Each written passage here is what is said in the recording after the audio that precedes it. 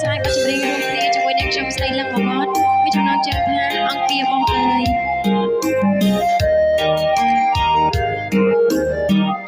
អង្គាបងអើយអូននៅទីណាឮតែវាចាមិន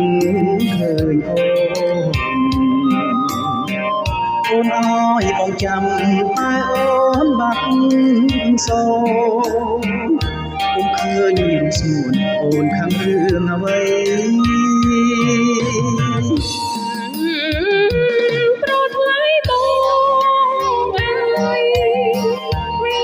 ចាល្វើយល្វើយស្រាយខៅស្រីតែអូនមិនហ៊ានចេញជួបព្រោះថ្លៃតើព្រោះរឿងអ្វីប្របងដឹងទេស្ពានអើយស្ពានវែងស្ពានវែងតែយើងតាឯងក៏សាងទុកយើងនាំគ្នាជ្រកចុះក្រោមលុបសំស្ពានយើងសាងទុកជាស្ពានវិស័យ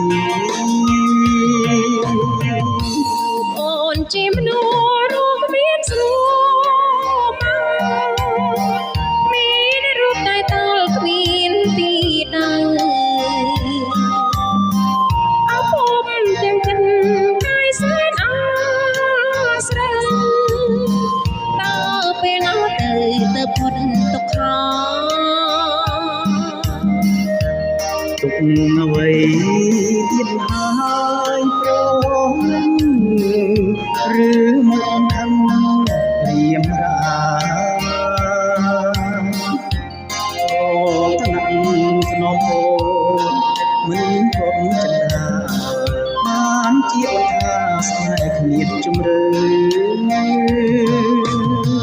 ជាស្នេហ៍អូនអើយរត់មិនបានទេស្នេហ៍អូនខុសគេរស់ស្មានមិនត្រូវខំសាងក្តីស្នេហ៍ស្នេហ៍គ្មានជោគរើសូមប្របងនៅសាងសុខចុះអើយអ